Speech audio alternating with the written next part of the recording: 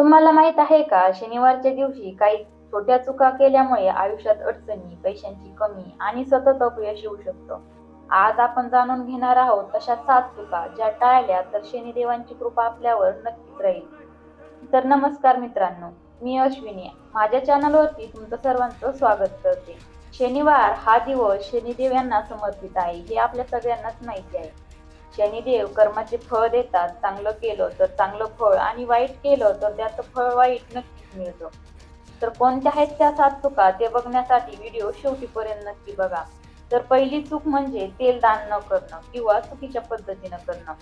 शनिवारी काळे तीळ किंवा तेल दान करणं खूप शुभ मानलं जातं. पण अनेक लोक हे न करता त्याकडे दुर्लक्ष करतात. तर काहींना ते आवडत नाही. ही खूप मोठी चूक आहे. आणि काही जण तेल दान करतात तर चुकीच्या पद्धतीनं करतात. चुकीची पद्धत म्हणजे काय, तर काही जण मंदिरात जाऊन मूर्तीवरती तेल अर्पण करतात. ही चुकीची पद्धत आहे. तर तेल दान करायचंच असेल तर कसं करावं, तर मंदिराच्या बाहेर काही गरजू लोक बसलेले असतात किंवा आपल्या आसपास काही गरजू लोक असतात, तर आपण त्यांना तेल दान करावं.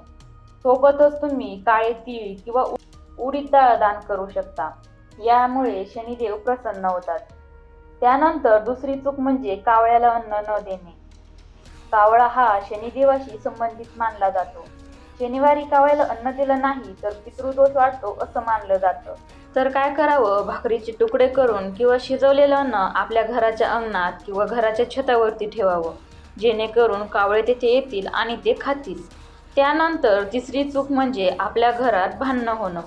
शनिवारच्या दिवशी आपल्या घरात भांडणं करणं किंवा वादविवाद करणं किंवा एकमेकांवरती ओरडणं या चुका टाळाव्यात. यामुळे आपल्या घरात नकारात्मक ऊर्जा वाढते.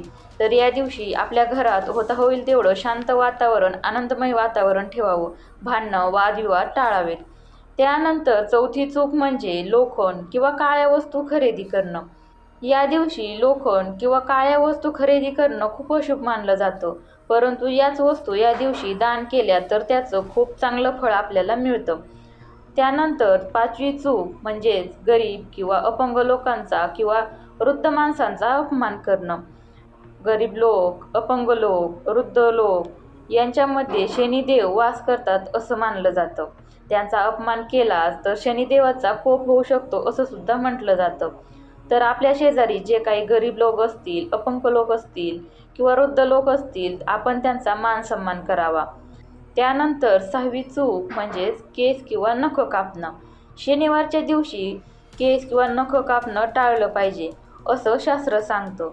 तर त्यामुळं आपण शनिवारी केस किंवा नख कापू नयेत. त्यानंतर 7वी चूक आणि शेवटची चूक म्हणजे शनिवारच्या दिवशी किंवा दररोज सायंकाळच्या वेळेला घरात झाडू मारून कचरा बाहेर काढणे.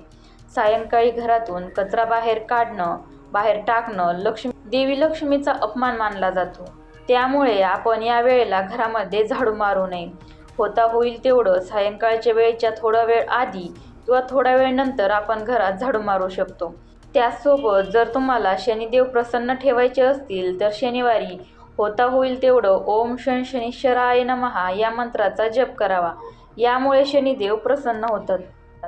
तर या होत्या काही छोट्या छोट्या गोष्टी, ज्या आपण लक्षात ठेवल्या तर आपल्या आयुष्यात सकारात्मक बदल आपल्याला नक्कीच दिसतील. तुम्हाला व्हिडिओ आवडला असेल तर एक लाईक करा, शेअर करा आणि चॅनलला सबस्क्राईब करा.